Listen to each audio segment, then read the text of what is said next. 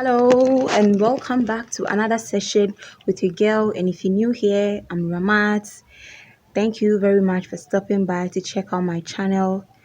And please don't forget to click on the subscribe button if you like my videos to join the family. And to my returning subscribers, I want to say a very big thank you to you all for your constant support and then motivation. Yeah.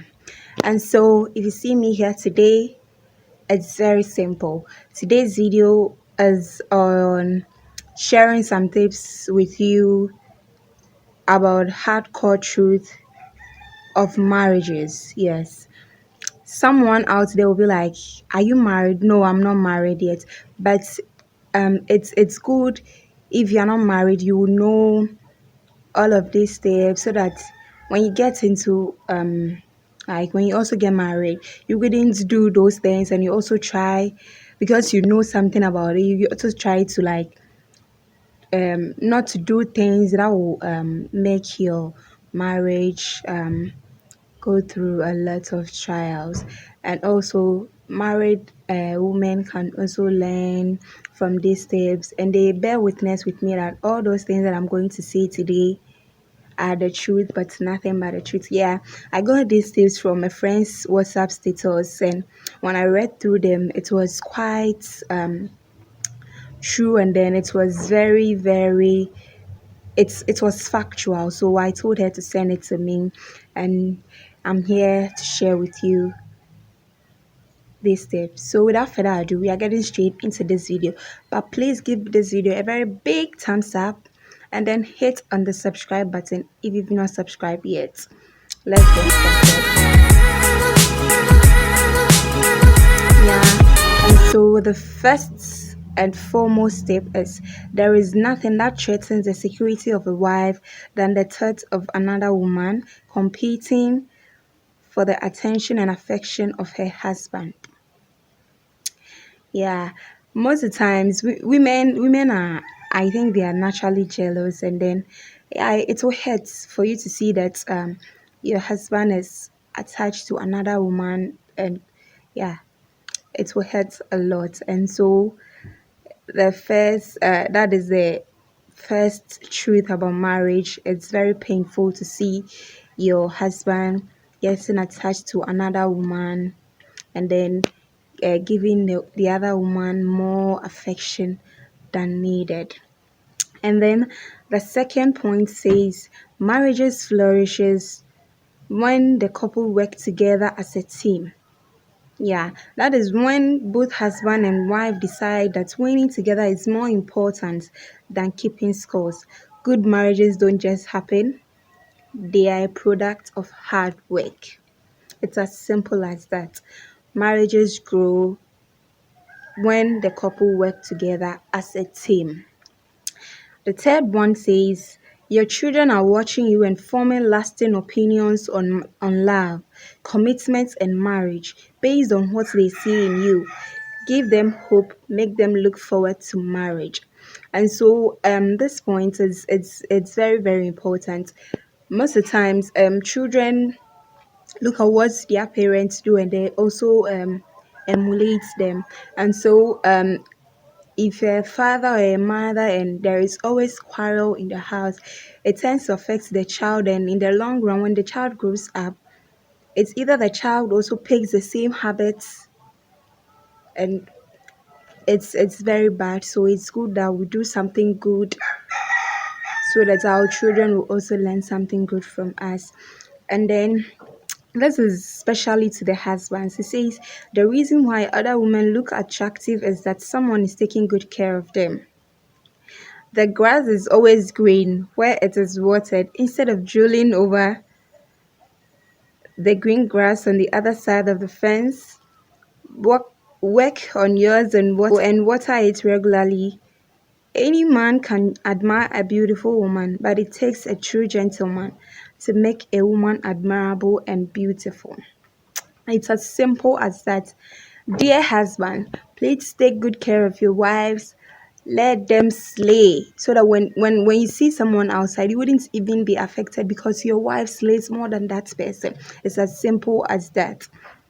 The next is when a husband puts his wife first above everyone and everything except God, it gives his wife the sense of security and honor that every wife hungers for.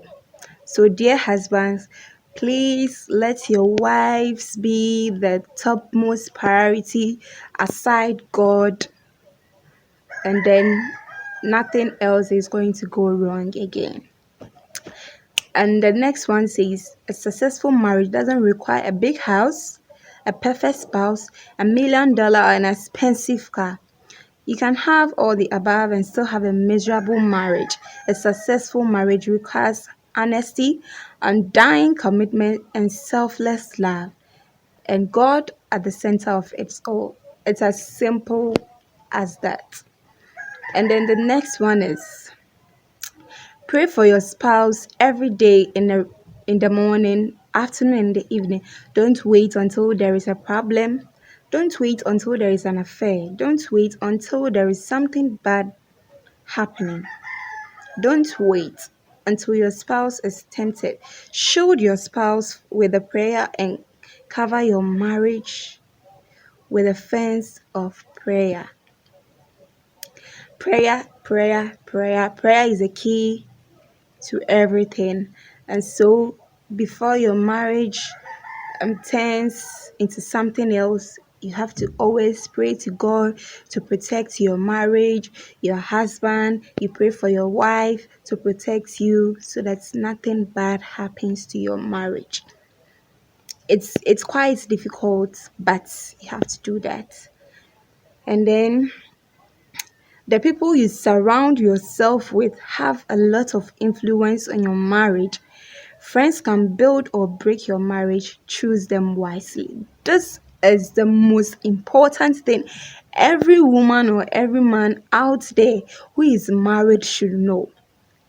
Most of the times, marriages break a lot because of the friends that we have. Sometimes something will happen between you and your wife or you and your husband, and then you guys should settle it yourself, but you just take it outside marriage, discussing it with your friends, and they tend to give you bad advice. And then, if you're not careful, the marriage will just collapse. So, please surround yourself with good people who are going to give you good advice to help your marriage flourish. And even it is not advisable for you to take marital problems outside your homes. You should try to settle them in your homes, and then you see everything is going to fall into place. And it says one spouse cannot build a marriage alone when the other spouse is committed to destroying it.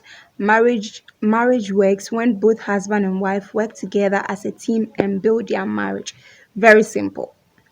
Marriage is something that will work when both put in efforts.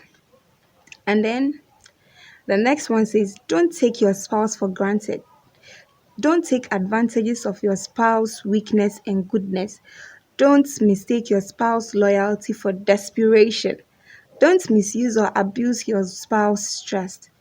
You may end up regretting after losing someone that's meant so much to you. As simple as that. Don't underestimate any your partner. Yeah. Or like um don't abuse the trust, the love, the affection, whatever that your spouse has to give. Don't abuse it, because when you abuse it too much, you might lose someone special to you. And the next one says, beware of marital advice from single people. It is very, very, very important. Most of the times when I watch movies, and then I see a single woman advising a married woman, the things that a single woman says to the married woman, sometimes most of them are not good. To be like, when they are having a fight, when your husband says something, you should say something to him. Don't make him feel like you are a fool, and it's very bad. yeah, in a marriage, one has to be. There is this local. There is a proverb in our local language that um in a marriage there should be one should be a foolish person and then the other would be wise, because if you are all wise there is no way the marriage is going to work. And so if you're a married woman, you shouldn't befriend single people. Even if you are friends with them, you should not always take in their advice. Rather, you seek you seek advice from God fearing married people, or better still, sit down with your spouse and then think, or like settle those disputes you're having, and everything is going to be all right.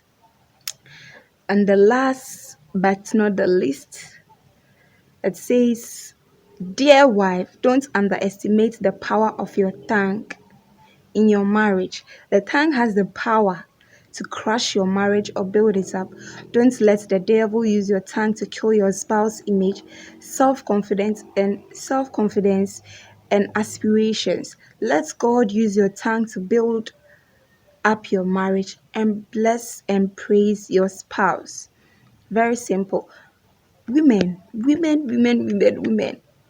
When we are angry, like we say a lot of things. And so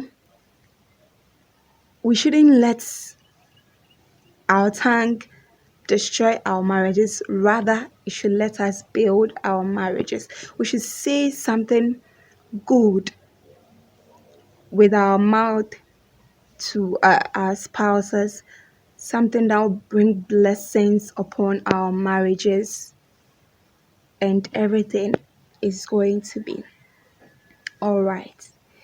And so, may the good Lord bless all marriages and make it easy for those who want to embark on that journey. This is the end of today's video.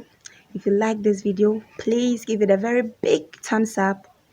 If you've not subscribed yet, please click on the subscribe button to join the family. And if you're new here, my name is still the same. I'm Ramat. See you in our next video. Bye.